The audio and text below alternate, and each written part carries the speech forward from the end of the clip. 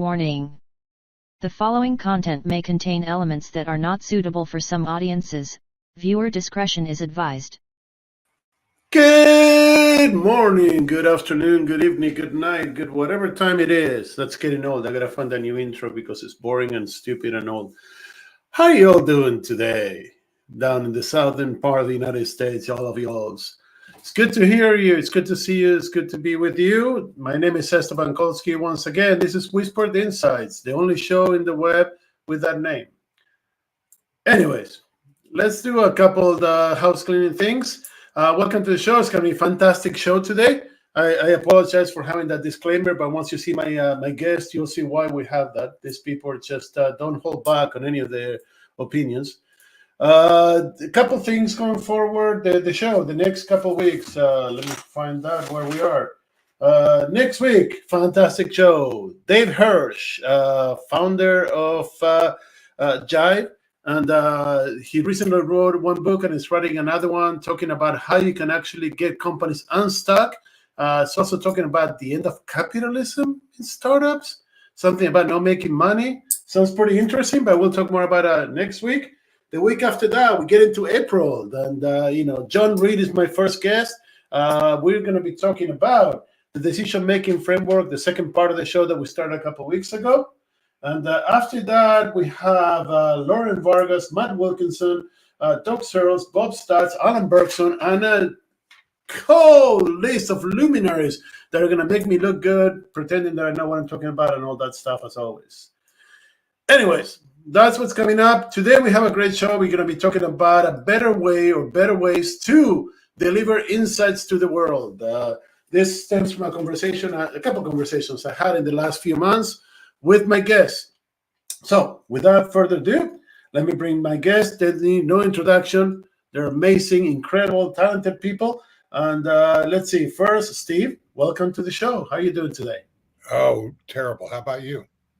Yeah, about the same. But, who's counting, right? And then my good man, Mr. Leary. How you doing, Brent? It's really nice to be a guest on a PPN show. This is great. What's PPN stand for? Players Production Network. Yay.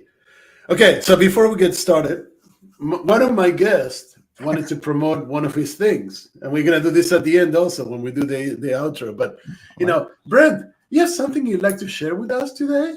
Why, thank you for asking, Esteban. Yes, the CRM Players, a show that comes on the network Thursdays at 3 p.m. We are holding our great debate episode, and as you see, the folks that will be debating, they're well known in the industry.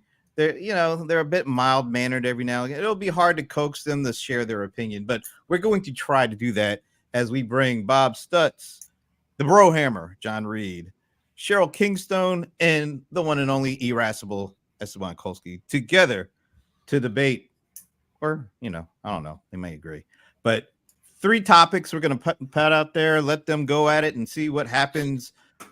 That's 3 p.m. Thursday on CRM Play. That's tomorrow, correct? No, 2 days from today. 2 days from today. Today is Tuesday. By the way, I'm stoked to be in a show where I have no idea what we're going to talking about with people that have like mild opinions, because it seems like, as always, I'm going to have to provide all the entertainment and all the opinions, Oh, okay. Yeah.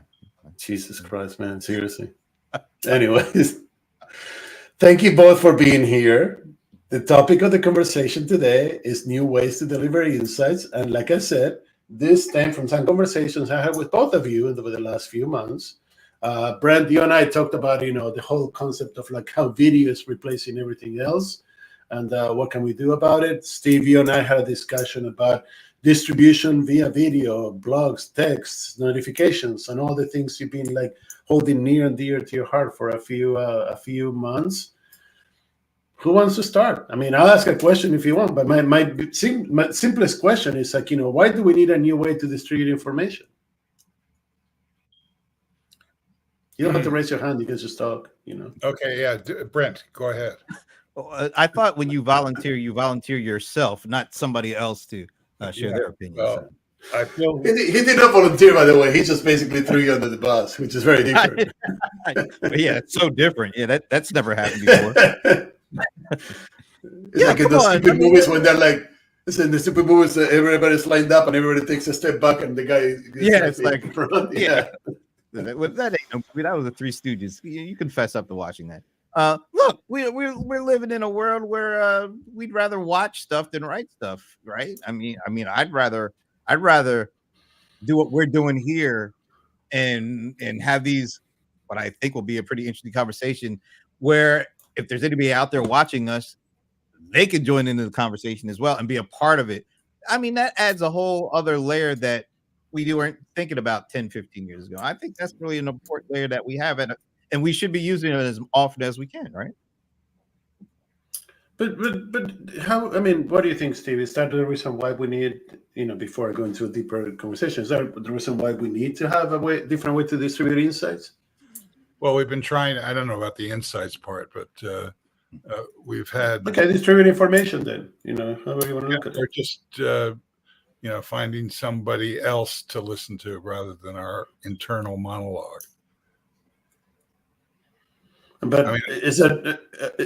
So if you go back, about 20 years, we started having blogs and social networks, and we're finding people online that we can connect with of keen mind and spirit, and that evolved into Twitter and Facebook and all these things, and eventually devolved into YouTube and Mr. Beast and all these things, and now we are in a place where 30-second to a minute video seems to be the standard mode of communication, right? Well, that makes sense. I think we when we were all trying to drum up the opportunity to do what we're doing right now, we had higher expectations and hopes than we do now. What is the difference in the expectations? I hope that we get more quality, or what? I think we've got this political situation which is terrifying, which sort of rides roughshod over what we are doing with our family, friends, interests in terms of technology, music, films, etc. There, all of that seemed to be on the horizon, and now it's here, pretty much, and we can't get rid of the specter of this autocratic nightmare. So that's changing society's consumption of information? I think so. I think it's just very hard to focus. And the strategy on the part of some people is to obfuscate, what we think, believe in, who we find compelling, the whole gatekeeper philosophy. What the heck happened here? I know. I was going to say, what are you doing, Brent? I didn't do that. Okay, interesting. But let me just kind of piggyback off it. It's because it feels like maybe 5 or 10 years ago, the people doing the content creation, there was some level of boundaries, and not just to the content creation, to the platforms and to the platforms that had an audience. There was these boundaries that were they just so happened to be. And what we're finding out is, man, people that were not just creating the content, but as the people who are watching, they wanted to do the same thing that they were watching. They wanted to be the ones that had the audiences, and they wanted to be the ones that share their opinions and engage. And now, because the tools are there, the platforms are there, they're doing it. It's creating so much content that we don't have the capacity to take it all in. I don't even want to take it all in, but it's made it. It's made it so that attention spans have shrunk because there's just no capacity to deal with all the stuff that's coming our way now, because the people that used to just be in the audience are now, they're rivaling the folks who were traditionally making the stuff to begin with. So everybody's becoming a creator, and that's changing. Is it the quantity that changes the ability to process information, the availability of information that's changing it?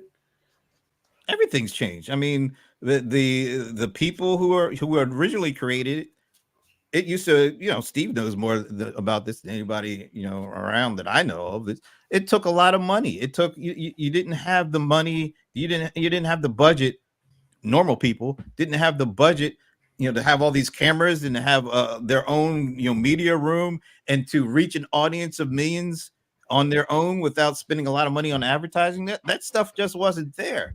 But because these things are not only easy to use, very accessible, cheap, now everybody can do it. And now with this chat GPT stuff, you don't even have to put any effort in this stuff anymore.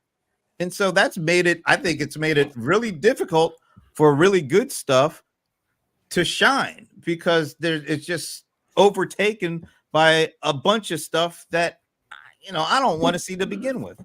But that was always the issue. I mean, when we started with the blogs, it was really hard to find the right bloggers that had information that was worth sharing.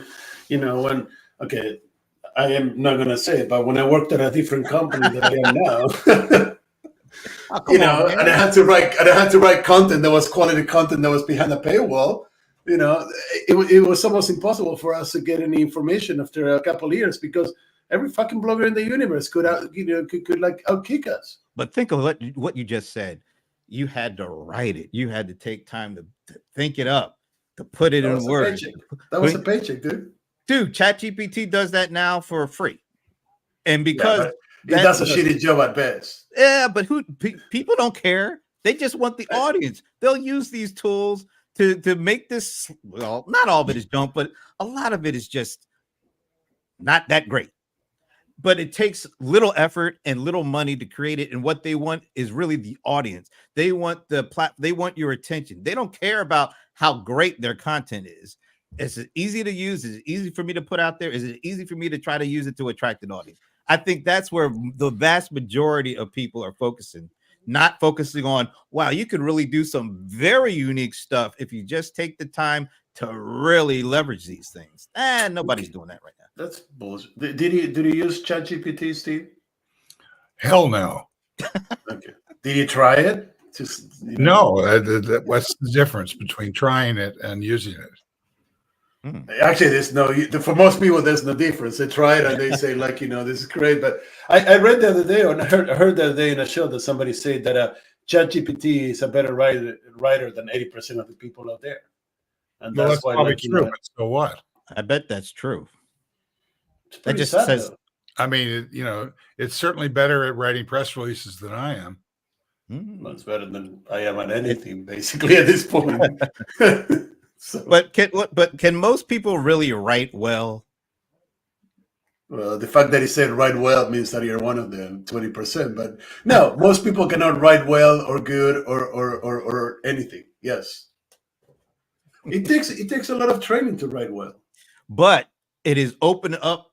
These tools has opened up those 80%. We'll just say that can't write well to now write something, and because the tools have allowed the floodgates to open up for those folks who really couldn't do it now to do it with this help. We're getting a whole bunch of stuff that ain't great. At least that's the way I'm looking at it. Yeah, I don't buy that. Why not? I don't, because it's already not great. And automating not great is not such a big deal. I mean, no, it's a summer. We're being sold something. Every time I hear a venture capitalist talk, I reach to find where my wallet used to be. Used to be? Yeah, I mean it's all digital, right? But seriously, I mean, these tools are great summarizer engines. That's all they do. They take existing content and repurpose it. All right, so now we've got one application for what is it? Megaflops of that's teraflops. Yeah, teraflops. I can't believe that it's just fun about teraflops, friend. Come on, dude. We've been talking about teraflops since the original, supercomputers, the great machines. And you act like I spoke with you on that term.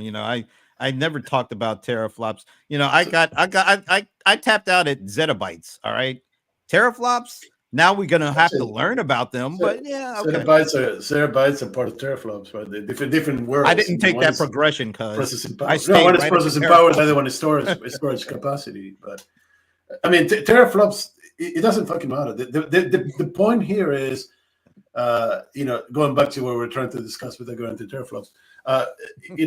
So then we're competing for quality content with 80% of the population that does nothing other than just use GPT to produce crap. Yeah, I don't see it as competing. I want to get through. It's your a attention. closed system, no matter whether it's so-called mainstream media or if it's somebody, a 400-pound person sitting on his bed, as our fearless former leader says. We're competing with Netflix. We're competing with Substack. We're competing with anything that takes attention away from the content that we want people to be looking at. Well, but I don't agree that there's, the numbers. I don't know. I don't look at it as from the audience out. I look at it from the microphone out. There's the weakness and failings of the mainstream media are ever more exemplified by the fact that nobody, whether they're sitting on their couch or wherever they are, is able to do any better or worse. But it used to be in the old days, 6 o'clock news, Johnny Carson, 11 o'clock news, Johnny Carson, and all that stuff. It used to be that you were CBS, ABC, NBC guy or person, whatever, pardon my lack of, political correctness. You were NBC, CBS, ABC family, and you would watch your 6 o'clock news when you got home from work and you had dinner.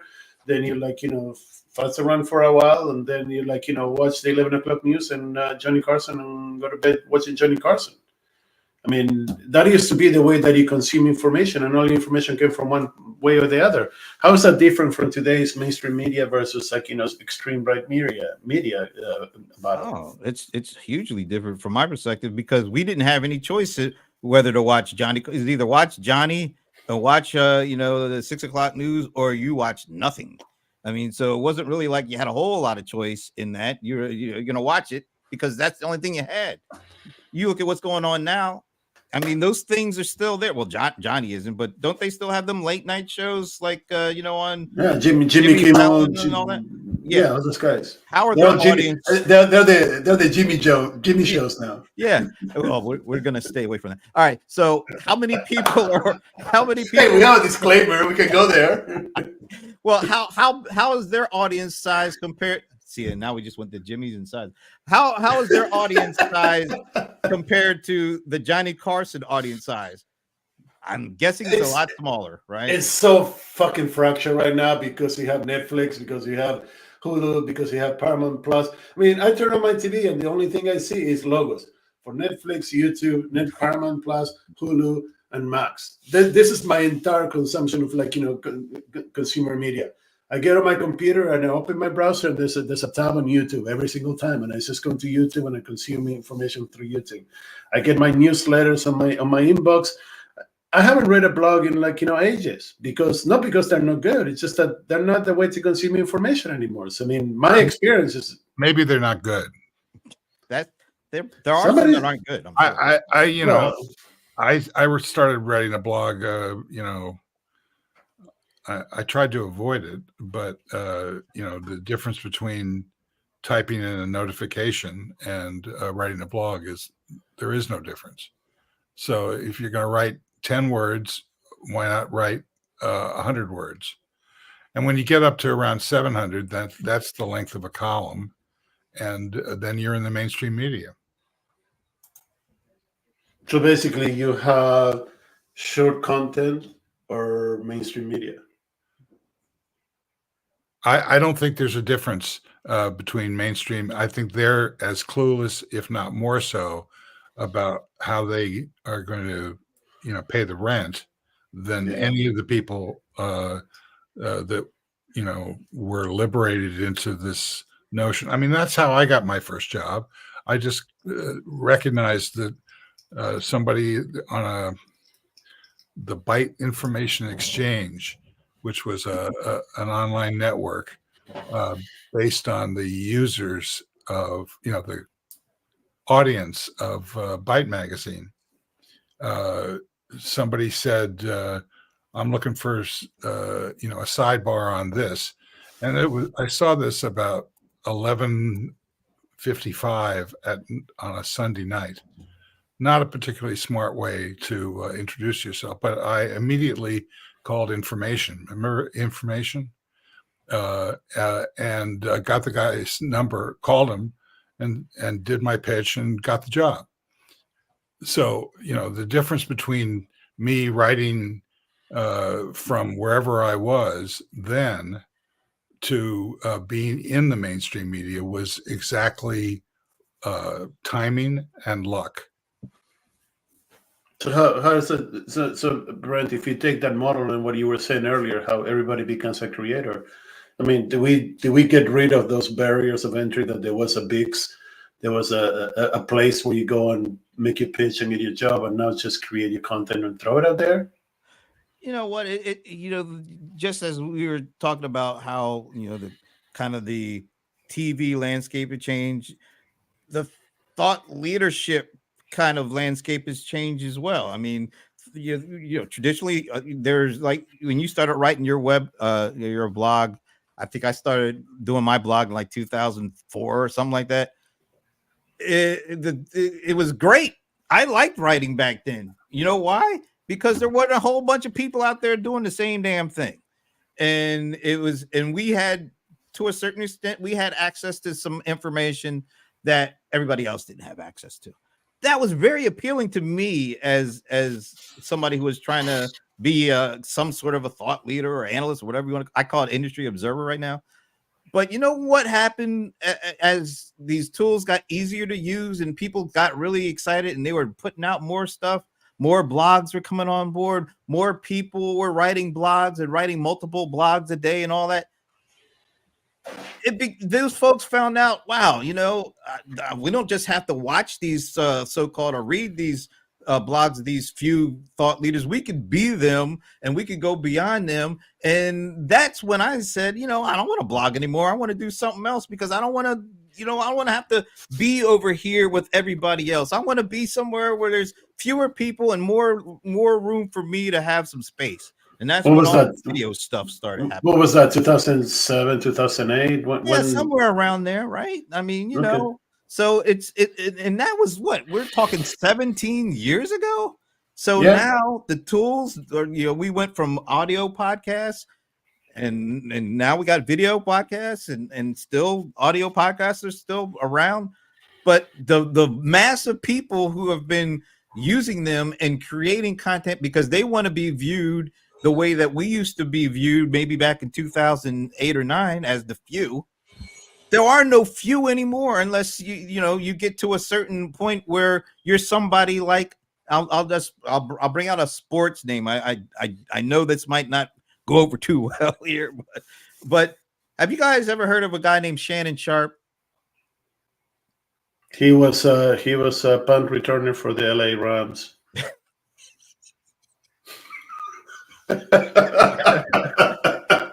Yeah, no. He should know better than asking that question. Okay. No, well, you got the right sport. How about we keep going and you finish the thought, please? No. Well, so he's a Hall of Fame tight end. He's known for having a big mouth, but what he did after he retired, he got he really studied the social stuff and a lot of these former athletes they get little gigs at ESPN talking about stuff. But he didn't stop with that. He actually created his own little YouTube channel. It's called Club Shay Shay, which now it's got over 3 million views. He's got another channel with subscribers. He's got another channel with over 1 million subscribers. He's also does like these spots on ESPN. He shows up on a couple of shows there. But he's been able to create because of these tools and because he really studied the market. He created his own subscriber base of millions, and then he's been able to monetize that and to create opportunities with traditional cable networks like ESPN. And you're seeing people look at him and say, you know what, I can do that. And you're seeing like the Mr. Beasts and there's so many other people that are doing it that 10, 15 years ago, they weren't anybody's influencer. Now they're the model for influencers. And a lot of us traditionalists, we kind of missed the boat on that. And you're starting to see us learn some lessons from them like they learned from us years ago. Yeah, but go ahead, Steve. Go ahead, Steve. No, please. This is the Esteban show. No. This is my guests have the right of speech. Right, but you got it. You have to say something. Go ahead, say it. I will after you say what you were going to say. I said, but we're talking different audiences here, and I think that the audience matters. I mean, I think that there's a difference between a consumer audience and a business-based audience, and a broad everybody audience, like the mainstream media, like Steve keeps talking about, and the traditional media, like we were discussing. We all target different audiences, and the difference in the audience makes a difference. No, Steve. Sorry about the sawing that's going on outside my window. Don't worry about it. All right, I'm going to mute. Oh, okay. Well, No, I'll say. okay. I guess you won't be saying anything then. But I think what we're seeing is those traditional outlets looking over what's going on with these upstarts, and they're like, "Well, damn, we've never been able to get the kind of traction that they got online." So they're reaching out to these guys and building up. So I think just like the business side of what we do with whatever influence, we're learning from them as well, because you're looking at LinkedIn is now one of the main platforms for content creation and distribution. LinkedIn wasn't built for that. LinkedIn was supposed to be your online I don't even know what resume, I guess. When's the last time anybody really focused in on that? Now it's all about content creation, and that was learned from what was going on outside of the B2B world. Now it's front and center in the B2B world. But I'm trying to see Steve. There you go. Go ahead, Steve. I'm not saying anything. Go ahead. Oh, he's just unmuted. Okay, but isn't the difference in audiences change the way that the information is distributed? Not the actual quality of the information, but the information being distributed. Doesn't it make a difference in different audiences? I mean, Mr. Beast can put a fucking video of a kid locked up in a sensory deprivation room for 3 days and get 150 million views and give the guy $10,000 or whatever, and you cannot do that in B2B. You cannot do that for mainstream media. That's a specific audience, right? Yeah, but you can't do the exact same thing, but you take the elements of why is Mr. Beast so influential? Why is he able to create this audience? There are elements that you can take, not directly exactly what he does, but some of the things that he does can definitely be transferred over to what we do. And I think you're seeing that happen because let's face it, there are lots of people that are, on the B2B, the professional, side of the world who watch Mr. Beast, who watch all this stuff in their personal time. And there are abilities or opportunities to take why they watch that over there and bring some of that over to our world. And it works. I mean, we started doing this live streaming thing when the pandemic hit. And we didn't know if it was going to be all that great or people going to be paying attention to it. And we found out they were. I mean, and they were really more than welcome. They were really, really interested in doing it, joining us and then doing it for themselves. So I think, you can't put the same thing, Mr. Beast is doing, over here, but you can take some of the reasons that works over there that transfer over to any audience almost, because all of us are so digital now. We're so used to watching content. We're so used to watching videos. We're so used to being a part of the show that even if Mr. Beast is doing it, that doesn't mean you shouldn't do some of those things over here at this point. Is there a bleeding of the audiences, Steve? I mean, do you see an overlap of audiences, a bleeding between one and the other ones? No, I mean, I understand where Brent's coming from in terms of his analysis, but it's just not what I think about when I think about this stuff. So what do you think about when you think about this stuff? It's just pure power. What do you mean? Find people that you think are potentially influenceable or influential, and start communicating with them. So if we take the three audiences, the broad general audience that is like, and basically unqualified, a more qualified consumer audience that stands to a specific topic or influencer or personality, and a B2B audience, are all three basically going through the same process, finding the influencers? And Yeah, I think there's very little difference between these so-called okay. Audiences. So does that give the influencers more power than anybody else in the No. You still have to actually know something and be talented, or you can be outrageous, which is half of the government. No, you're not outrageous. You actually have a very strong business head. Thank you. And you're very focused on that from a pragmatic perspective, as opposed to a business model. Because what the business model is for this, it's like one of your guests coming up in the future is Doc Searles, and he's always said for 50 years or whatever it is that it's why does he blog? You don't make money blogging; you make money by blogging. Yeah. When I started after my past experience, when I started as an influencer, independent analyst, or whatever, I quickly realized that the way to make money was you blog and you tweet. The tweet is a PR for the blog, was the content. You put content that is interesting, influential, powerful, whatever you want to call it, and you tweet so you can distribute it, and the right people get a hold of it, and that's how you make money. There's no money in blogging. How do stand-up comedians make a living? By selling their stupid CDs or LPs or whatever they are. Not by going to shows. They don't. I mean, the last LP I bought by a stand-up comedian was Bill Cosby. Wow. Whoa. So glad we had the disclaimer there. I didn't know we could say that name out loud. Well, everybody keeps looking for the return of the gatekeepers, and I don't think that's a growth industry. The reason I mentioned stand-up comedians is we've got one. What's his name? Bill Maher. Yes. Yeah, and there are various feelings about. I mean, I actually used to hang out near him at Caroline's in New York, and the guy's quite funny.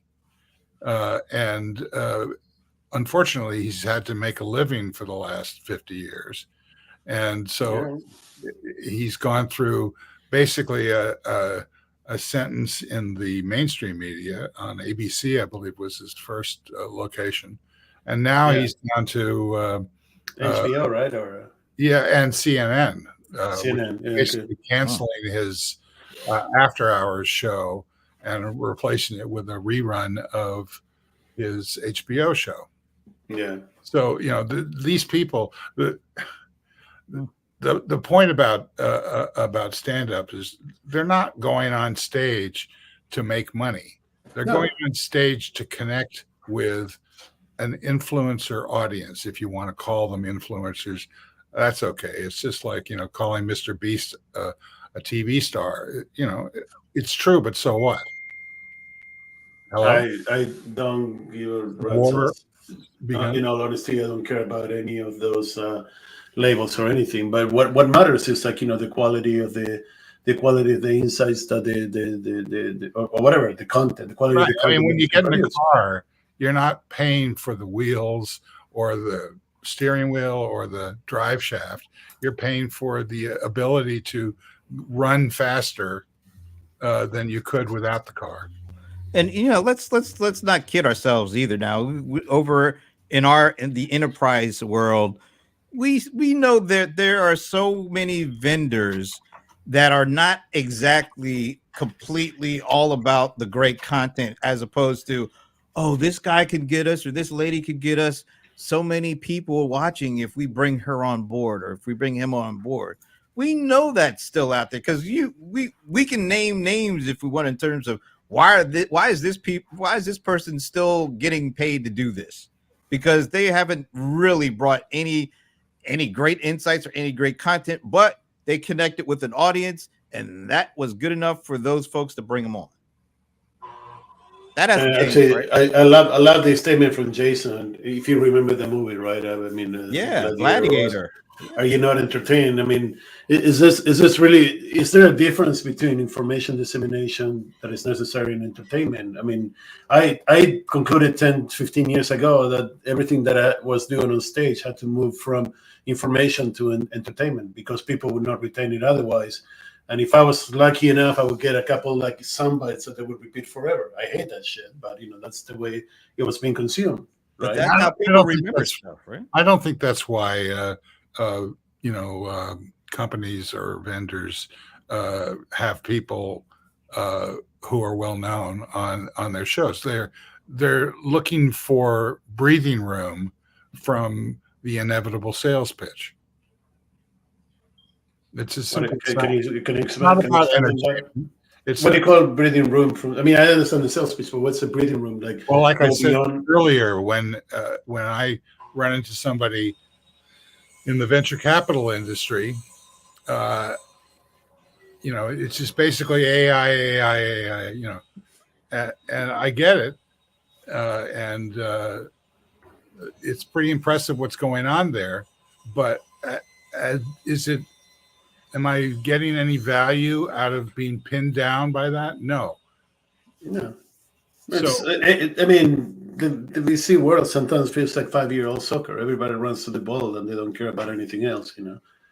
Whoever gets there first and kicks it, it gets like the dopamine. And another thing that Jason is talking about, the manipulation of dopamine, gets the dopamine of like I kicked the ball before anybody else did. and yeah, but I I think that those strategies inevitably get fast followed into extinction. So I just don't. Yeah. I see it as much more than a temporary befuddlement on the part of people who are trying to earn an honest living. So then if we go to the core of why I wanted to have this show, then how do we break through all this stuff that we're discussing? How do we break through, the 5-year-old soccer mentality, the influencers who are just, breaking away from the sales pitch? How do we break away from the lack of cohesive thought in favor of entertainment to create a better way to distribute information so we can break through those barriers and actually reach the intended audience? Well, one thing that I think works effectively is realizing that this stuff doesn't work. None of it works? I didn't say that. I'm just talking about this. No, what is totally defined stuff? I mean, what stuff doesn't work? The communication of marketing messages via electronic media. Okay. That's not I can watch it. I watch PPN, Brent and Paul Greenberg's network, because I see things. Often they're sort of in passing. I see and hear things, attitudes. I mean, if you watch Brent for any length of time on the Gillmor Gang, which he is a member of, mostly it's in the eyebrows and almost never verbally. Yeah. In fact, now he's starting to talk. Now he's covering his eyebrows because he's like, I don't want to give away anything, So I wanted to buy the cow, not to drink the milk, and cover my eyebrows. So do you see what I'm saying? Which is by triage, by entropy, by what's the other word? Recidivism. No. Recidivism. I'm just trying to come up with what sounds like an intelligent word, but I'm not successful at that. Eventually, these strategies will be replaced by a vacuum in which talent will emerge and flourish. Okay. Can you go a little deeper than that? I mean, what's eventually like a year, 3 years, 5 years? I think it's already happening right now. Okay.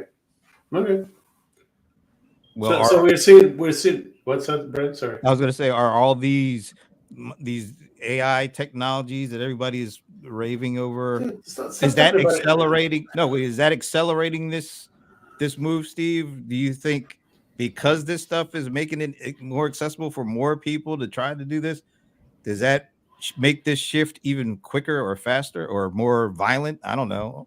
What is the impact of all this stuff on what you just said? I think it's a side issue in terms of speed and impact. I think that, you know, we're in the middle of a huge political experiment that's going to have real world, connotations when it, you know, we're on a timeline here, and the November, what is it, 7th, or you know, or unlimited term of office, or you know, any number of things could happen. I'm much more conservative than I ever expected to be about how these things sort of unravel and are replaced by common sense.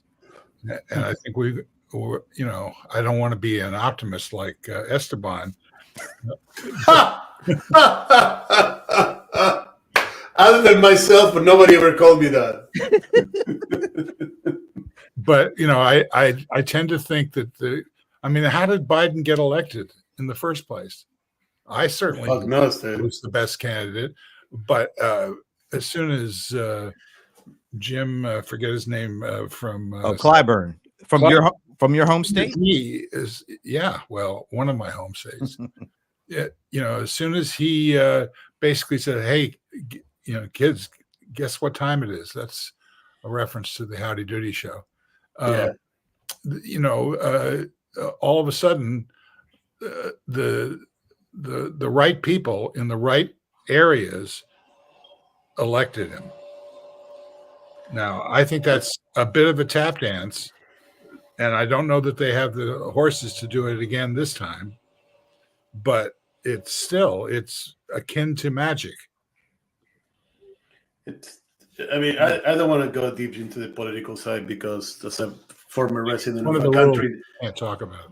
Well, as a former resident of a country that actually experienced autocracy for a while, I don't, and populism and everything, you know, we can go deep. But the question, you know, I don't disagree with anything you're saying, but my question remains: how does that influence the way we consume, receive, or process information? How does it not? I mean, so what? The political discourse is actually ruining the business discourse. Well, the political discourse is ruining our state of having the ability to think and be anything other than depressed emotionally. But that isn't going to speed up or slow down what's happening. There's a timetable at work here. It's not personal; it's business. Okay. I don't. My mind frame in business is different than my mind frame in personal affairs. Personally, I want to get the fuck out of this country as quickly as I can. But business is business. My wife says that too, but it's like I'm not going to bet that she's going to leave, because however bad it is here, it's worse other places. It's different in other places. Each one has its own, Each one has their own challenges, but yeah.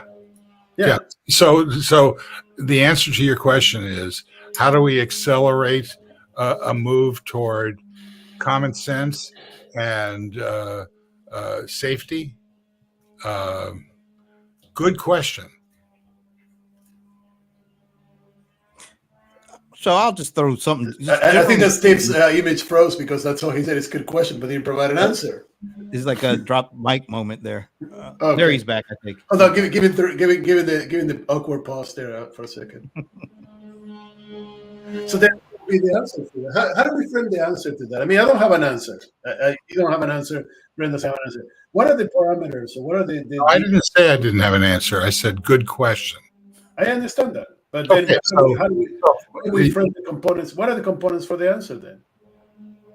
Okay, well, you tell me, and I'll disagree with you or not. I think that the components to the answer is comes down to the same things that it's always been, no matter what, even through this current AI revolution, and for those who are listening only, I just made Eric marks around RR revolution, Mr. Bergson. But even within the current confines of the AI revolution, quality content is what it is. There's nothing else. But you're implying that AI influence writing is quality, and No, that's what I'm saying. That's why AI is not working, because if it's better than 80% of the people, the other 20% is equality. So basically, it stays below the quality line. If you have influencers that are more concerned about, looking good or what they can get from it versus distributing quality content, then they don't get an impact. The impact comes from quality. It's always have and always will. That's a good answer. Yeah, but it's influencers being concerned about looking good is nothing new. I mean, how many people are optimizing their content for search engines so that it gets picked up and they can say, well, I've got all these people viewing this stuff. I mean, a lot of what we've done has been like that. But what's the outcome of that? Let's say that you actually manage to get 1,000 stupid people to look at your content. What do you get out of that? 1,000 eyeballs? I mean, 2,000. Sorry. Well, let's say 1,845, statistically speaking. Well, some people, I'm not. It's not me, but some people will then use that number and say, "Look, see how many people look at the numbers. Look at my metrics," and they sell the metrics more than they sell the content because the metrics allude to an audience, and that's what most of these vendors want. They want access to an audience. I don't think that's true. As a matter of fact, I've worked for vendors, and I'm telling you, that's not what we're thinking. Well, I guess I shouldn't make it a statement that says all of them are, but a good chunk of these folks, and it does depend on who you're talking to, but a good chunk of these folks are wanting people. They always ask me, well, some of them always ask me, can you share how much reach you have or what your audience is like? Yeah. I used to get the same question, and you know what my answer was? 0. Nobody cares about anything I say you do. Because if that's your metric, but that's not true. I mean, you're being sarcastic. Yeah. If that's the metric, cares about what you are saying and doing. That's the only metric that really makes any difference. But that was my point. That was where I was going to go. The problem with getting metrics, sheer metrics, is like you're not qualifying the audience. And again, we go back to quality. You need a qualified audience to deliver the right message. I could write the absolute best post in the universe. You remember the post? I used to write I was an editor at a magazine called InfoWorld. Yeah. Do you remember all the trade magazines? The PC Week, InfoWorld, Information Exchange. But you actually paid for. But most of the weekly trade magazines had a subscription form where you basically filled out answers. None of those answers were ever true for 99% of the audience. What would they be? You could make a case for, well, I'm really smart and I think this, and so it's going to influence me. Therefore, that's going to influence 100,000 people. That's exactly what I figured out. I spent. It's not about rationalizing your infinite power as an influencer. That is not. It may be a temporary state. I mean, we're going to be in AI for the rest of our lives. AI is here to stay, but whether or not you spend money on it today or tomorrow, how about all the individuals who haven't got a snowball's chance in hell of influencing anything by the major vendors about the path that AI is going to follow? I think we call them analysts. Well, okay. That was when in our famous conversation, Esteban, we were talking. But yeah, I agree. But the thing is, like, I agree with everything you're saying. But we go back to the issue that, if you want the answer to the question that we've been posing, in my opinion, and this is just a complete hogwash of an opinion. If you want the answer to the question, is very simple. Find intelligent people that produce quality content destined for a qualified audience. And the qualified audience is not a question of metrics and eyeballs and numbers. It's a question of finding the 10 brains, not the 10,000 eyeballs, that would actually process your information and get an insight out of that. Totally agree with you. So why are we talking about the Mr. Beast? Because how do you reach those people these days is what I'm asking. This is what I've been asking from the beginning. How do you actually get those people to listen to the fucking content or read it or whatever you want to do? I mean, I cannot produce long content. Nobody would read long content anymore. But that finding that person is harder than finding a needle in a haystack, because as great as that is, and everybody would love to find the folks who are really more interested in the insight versus the metrics of how many people are you reach. There's way more of those people that you have to wade through to get to that person. How do you get to that person in the midst of all the others? Let me ask you a question. Do you know the 10 people that have a decision-making power over the fate of your business, Brent? Do I know? Yeah. Do you know who are the 10 people that have decision-making power that I know the people that I've worked with, and that's fine. I mean, which is totally fine. Yeah. Okay. Yeah. I mean, Steve, do you know the 10 people that have fate over, that can decide the fate of your business? Over whose business? Yeah, whatever you want to make, money making. We're talking about making money. No, I have no idea how to do that. Okay. Why not? Did that change in the last decade? Yeah, several times. There was a point where I really knew how to do that. Exactly, and that's the thing. It's not. That's the problem. It still goes back to the same thing that you've just said, which is you have to. I mean, the qualified audience, I think you get in the weeds there. But other than that, everything that you said is true. Identify who you want to talk to, and then figure out how to reach them. Yeah, that's it. But go ahead, Brent. But so we're doing this show, and you've been in the midst of kind of reimagining, which is, I hate that term, but reimagining what you want to do and how you want to do it, right? So you're doing this show, and you're posted quite a bit on LinkedIn. Are you doing that because you already know the audience, or are you doing that because it's a stuff that is important to you, and you're hoping to connect with the people who think that that's good? There's a 70-30 split on the reason why I'm doing it. 70% is because I know the people that I need to reach, they need to read what I'm writing. And 30% because it's entertaining to have the conversations and to have the people challenge me online so I can actually further my thinking.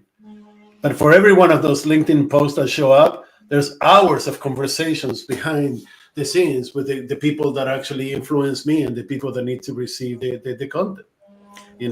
But you're doing it in a way. So what was the 70? What was the 30 again? I just want to make sure. 30% is entertaining to me.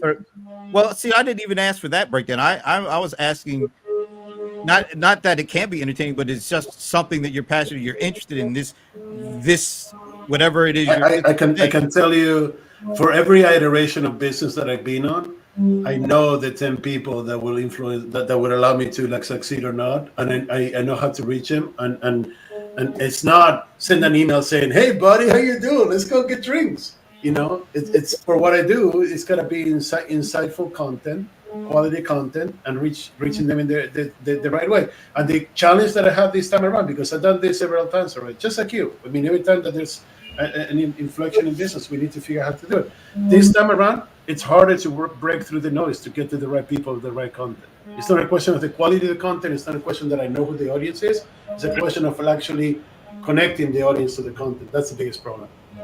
Well, and I think that's also kind of my biggest challenge, because if I was trying to replicate, I hate to go back to Mr. Peace, I wouldn't be spending all my time and sharing all this stuff on LinkedIn, right? I'd be over on YouTube. But we know there's a built-in network of people who are more business focused, enterprise focused, and for whatever reason, LinkedIn has transformed from a resume swap into a place where people genuinely spend time now reading or taking in content in all the different many formats.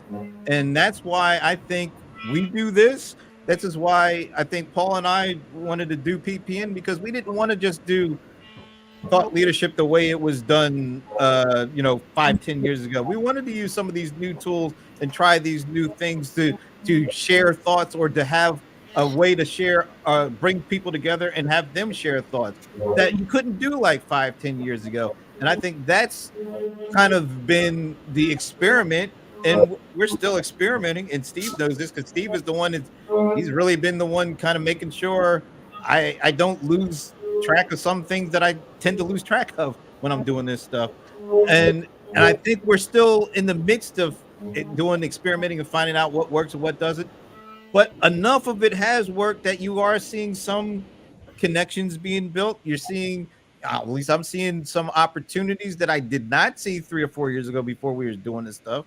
So there is something to this. The challenge is everybody else. I'm seeing more and more people doing the same kind of thing that I was doing 2 or 3 years ago. So the challenge is, well, what do I have to do, and what do you have to do? What do we all have to do to not stand pat on what worked for me 2 years ago, but now it's working for everybody else? About that. I don't think you have to worry about that. My calculation about what Esteban is talking about is I'm not. If I'm interested in it, that's good enough, because I have to function as member of the audience primarily. That's very interesting. That's a very interesting point. Okay, so given that, what Brent and Paul and there's you talk about the competition. There is very little competition in this area. I operate under the assumption that I have no competition for what I do. I agree with you. So, well, anyways, we nice. There's no nicer asshole than me, So, anyways, we're at the time, but I would love to like continue this. I think that the question, that you guys were asking at the end, how do we break through, would be great for the next show. If you guys are interested, we'll try that. We got about a minute. Anybody wants something that they want to say? Final words on this? If not, we'll come back together. I promise you. I do. I'd like to invite everybody to join us on Thursday for the great debate, because you can get more of this without me and Steve, but you'll see Esteban and Bob and the Brohammer and Cheryl. Believe me, it's going to be fun, and you guys get to join in because the comments are always pretty lively on those things. So anyway, Thursday 3, the great debate, CRM debate. Awesome. I'll be there. And the final 2 thoughts. First, I want to show the last comment from Jason, which I agree. Common sense has a even bigger challenge ahead, considering the abuse of AI and disinformation. That's totally true. But that's what we're actually battling more than anything. And the last thing, we'll come back together. We'll have the discussion on how to break through and keep moving this forward, because I think it's going to be an interesting discussion. But we'll see you Thursday at the PPN CRM Players thing. We'll see you next week here with Dave Hirsch talking about the how to unstuck companies and make them not make money, which I don't understand, but he'll explain in more detail. And with that, we are out. And thank you, gentlemen, very much. This was a lovely, lovely, lovely show. Thank you.